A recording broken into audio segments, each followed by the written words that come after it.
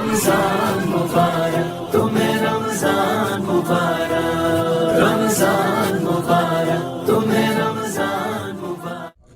بسم اللہ الرحمن الرحیم۔ السلام علیکم ورحمۃ اللہ وبرکاتہ۔ JMT میڈیا پر تمام ناظرین کو خوش آمدید۔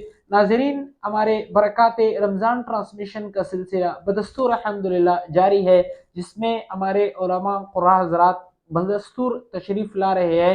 آج کے ہمارے پروگرام میں ہمارے مہمان بنے ہیں حضرت مولانا مفتی نصر اللہ صاحب، ہمارے ساتھ ویڈیو لنک پہ موجود ہیں، انہی سے بات چیت گفتگو کریں گے ان سے انشاءاللہ۔ مفتی صاحب السلام علیکم ورحمۃ اللہ وبرکاتہ۔ برکات رمضان ٹرانسمیشن میں ہمارے سلسلے میں آپ تشریف لائے ہیں، رمضان المبارک کے مقاصد کے حوالے سے ذرا وضاحت فرما دیں۔ وعلیکم السلام ورحمۃ اللہ وبرکاتہ۔ GMT میڈیا مولانا طاہر محمود صاحب، آپ کا بے حد ممنون و مشکور ہوں کہ آپ نے اس بابرکت محفل میں ہمیں شریک فرمایا۔ اللہ رب العزت آپ کو جزائے خیر عطا فرمائے۔ آمین۔ رمضان المبارک کا مہینہ ہے۔ رمضان کا مہینہ اپنی دامن میں رحمتوں کو لے کر آیا ہے، اپنی دامن میں برکتوں کو لے کر آیا ہے، اپنی دامن میں نعمتوں کو لے کر آیا ہے۔ بالکل۔ اللہ رب العزت قرآن مجید میں ارشاد فرماتے ہیں، یا ایھا الذین آمنوا کتب علیکم الصیام کما کتب علی الذین من قبلکم لعلکم تتقون۔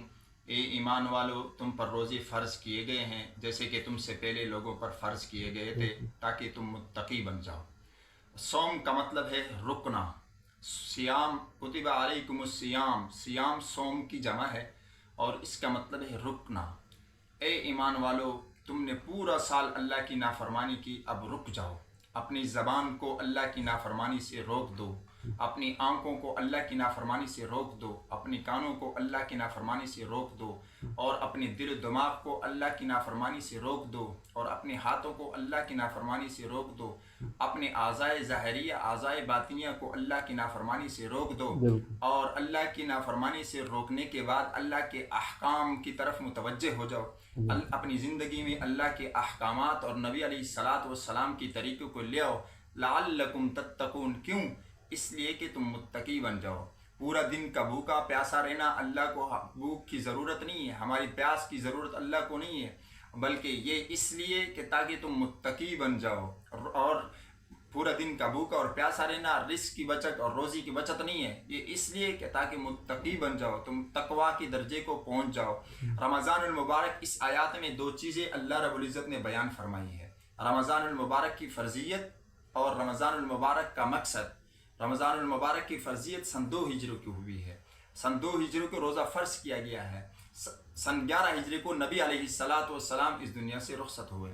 آپ علیہ الصلاۃ والسلام کے دور مبارک میں، آپ علیہ الصلاۃ والسلام کی زندگی مبارک میں کل 9 رمضان المبارک آئے، ان میں سے 2 30 کے اور 7 29 کے۔ یہ رب کی کرم نوازی ہے کہ روزہ 29 کا ہو ثواب 30 ہی کا ملتا ہے۔ آپ علیہ الصلاۃ والسلام کے دور میں 9 رمضان المبارک آئے، یہ سن 2 ہجری کو روزہ فرض ہوا ہے۔ روزے کی فرضیت اور روزے کا مقصد، یعنی روزے کا مقصد یہ ہے کہ ہم متقی بن جائیں، اپنی زندگی میں اللہ کے احکامات اور نبی علیہ الصلاۃ والسلام کے طریقوں کو لیں۔ جس طرح رمضان المبارک میں ہماری زبان، ہمارا منہ کھانے پینے سے رکا رہا، ہماری زبان جھوٹ، لغو، بکواس اور چغلی سے رکا رہا، ہمارے کان ان باتوں کو سننے سے رکے رہیں، ان اقوال کو سننے سے رکے رہیں جس سے اللہ اور اللہ کے نبی نے منع فرمایا ہے۔ اس طرح ہمارے دل و دماغ اس طرح ان چیزوں سے رکے رہے۔ اس طرح ہم رمضان المبارک کے بعد جس چیز سے اللہ نے روکا ہے اس چیز سے رک جائے، اس کا نام ہے تقویٰ اور پرہیزگاری۔ اچھا مفتی صاحب، دوسری بات یہ ہے، رمضان المبارک غمخواری کا مہینہ ہے، ہمارے فلسطینی مظلوم بھائی بھی اس وقت مظلومیت کا شکار ہے، اس حوالے سے کیا کہیں گے؟ رمضان المبارک غمخواری کا مہینہ ہے، صبر کا مہینہ ہے۔ کسی مسلمان کو تکلیف ہو تو دوسرے مسلمان بھی تکلیف میں ہوتا ہے، کسی مسلمان کو پریشانی ہو تو دوسرے مسلمان کو بھی پریشانی ہوتی ہے۔ جیسے نبی علیہ الصلاۃ والسلام کی حدیث مبارک ہے، آنکھ میں تکلیف ہو تو پورا جسم بے قرار رہتا ہے، کان میں تکلیف ہو تو پورا جسم بے قرار رہتا ہے۔ مسلمان ایک جسم کی مانند ہے، کجسد الواحد کا لفظ استعمال کیا ہے، کجسد الواحد کا لفظ آیا ہے حدیث میں۔ مسلمان ایک جسم کی مانند ہے، جسم کے کسی بھی حصے میں تکلیف ہو تو تمام مسلمان بے قرار رہتے ہیں۔ آج اگر فلسطین کے مسلمانوں پر ظلم ہو رہا ہے، بربریت ہو رہی ہے، 58 اسلامی ممالک کے حکمرانوں کے منہ پر چھاپا ہے، منہ پر مور ہے، ان کی منہ سلا ہوا ہے، وہ کوئی بات نہیں نکال سکتے ہیں۔ میں آپ کے پروگرام کے توسط سے بتانا چاہتا ہوں کہ ہماری کوئی بھی مجلس فلسطین کے مسلمانوں کی حمایت سے خالی نہ ہو۔ ہمارے بچوں کی زبان پر فلسطین کی مسلمانوں کی حمایت کا نعرہ ہو، ہمارے بوڑھوں کی زبان پر فلسطین کے مسلمانوں کی حمایت کا نعرہ ہو، ہمارے نوجوان، ہماری عورتوں کی زبان پر فلسطین کے مسلمانوں کی حمایت کا نعرہ ہو، وہ مسلمان وہ بلکتے ہوئے بچوں کی حمایت کا نعرہ ہو، اور ہمارے افطاری کے وقت جو ہمارے دسترخوان سجتے ہیں، ان دسترخوان میں مکمل طور پر اسرائیل کی پروڈکٹس کے بائیکاٹ ہو، اسرائیل کے مصنوعات کی مکمل طور پر بائیکاٹ ہو۔